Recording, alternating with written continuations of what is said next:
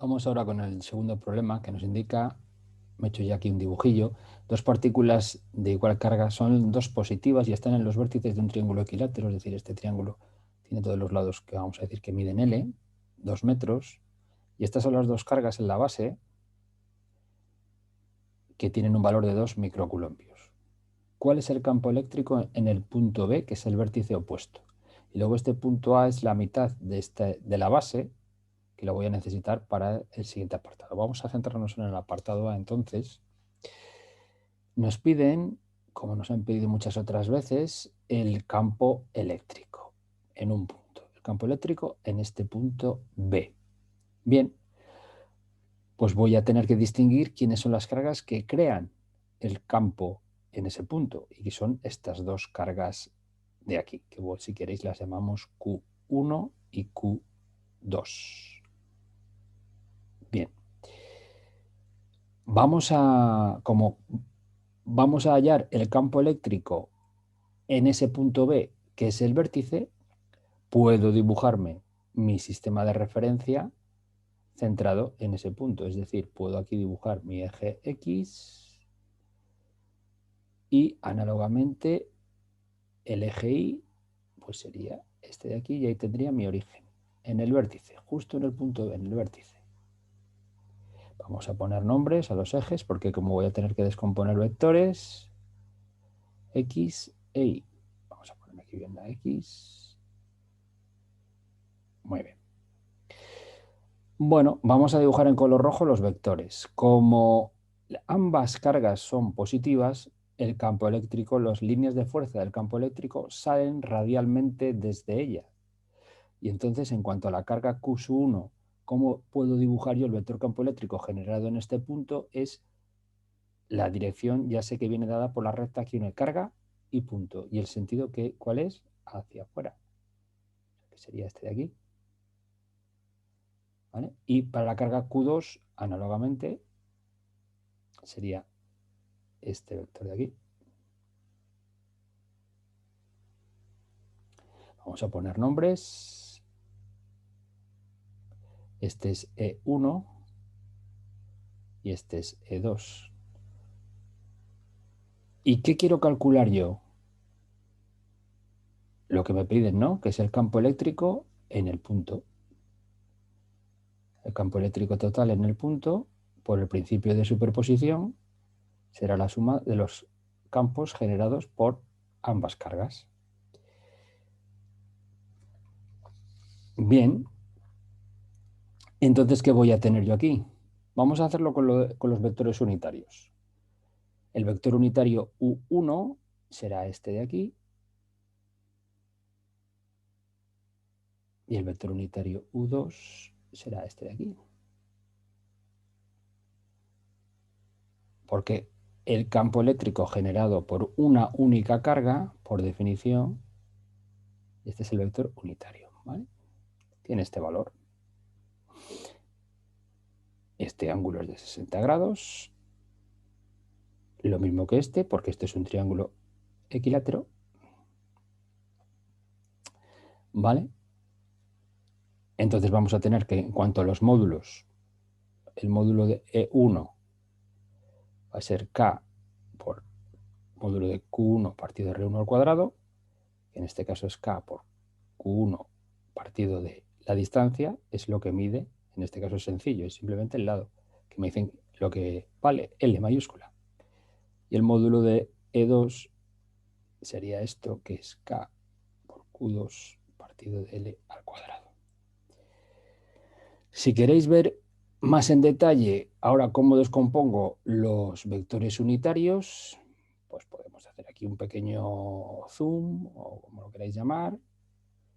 Dibujo aquí los ejes, el eje X y el eje Y. Aquí, por ejemplo. Y me dibujo mis vectores unitarios, los vamos a dibujar de rojo. Este y este. Aquí me estoy refiriendo al vector unitario U1 y este es el vector unitario U2. Esto en general sería el ángulo alfa 1 y esto sería en general el ángulo alfa 2. Y aquí tengo mis ejes X e Y. Que ya sé que alfa 1 y alfa 2 en este caso son 60 grados. Son iguales y valen 60 grados. Pero bueno, estoy poniéndolo en general. Entonces el vector unitario 1 veis que es coseno de alfa por el vector unitario Y más seno de alfa por el vector unitario J. Tiene las dos componentes positivas. En cambio, el U2 es menos coseno de alfa 2 vector unitario Y más seno de alfa 2 vector unitario J.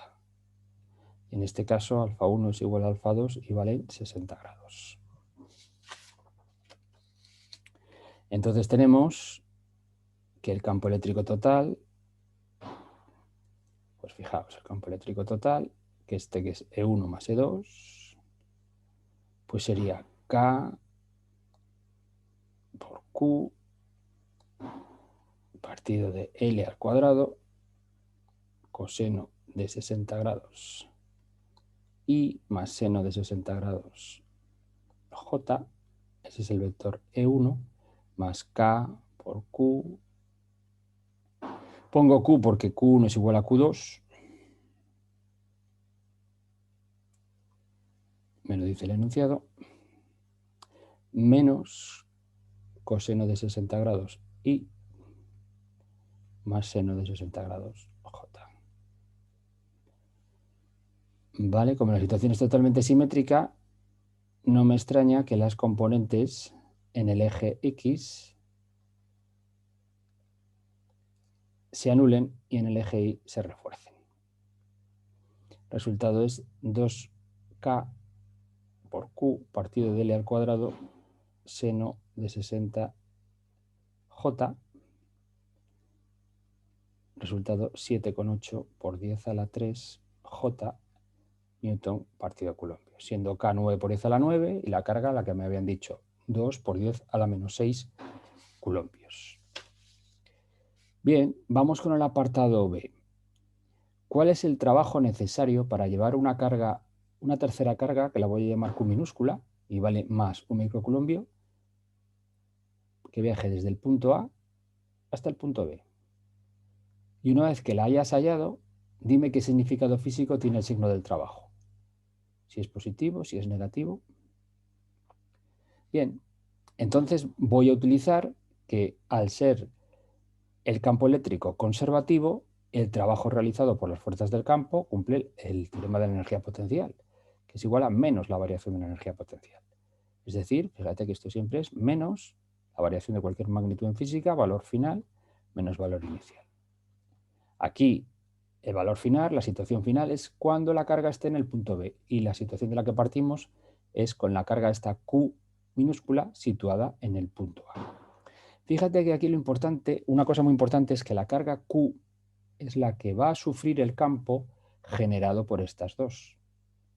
Estas son las dos cargas que generan el campo y esta carga Q pequeña es la que sufre el campo.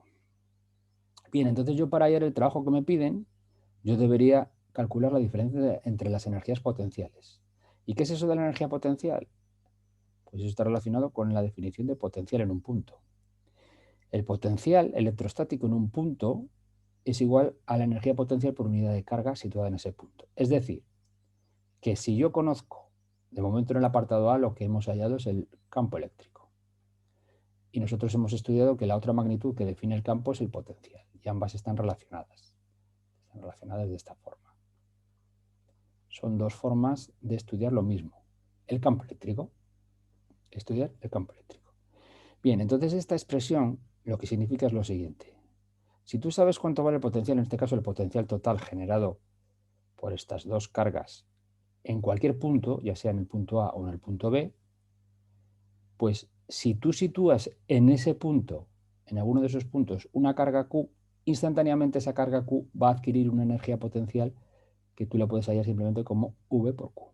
Lo mismo que, análogamente, lo pongo aquí, la definición de campo eléctrico en un punto, campo eléctrico total, ya sea generado por uno o por varias cargas, es fuerza por unidad de carga. Quiere decir que si tú sitúas una carga Q en el punto donde el campo eléctrico tiene un determinado valor, instantáneamente la fuerza que actúa sobre esa carga, que es la que sufre el campo, la puedes saber fácilmente con esta expresión.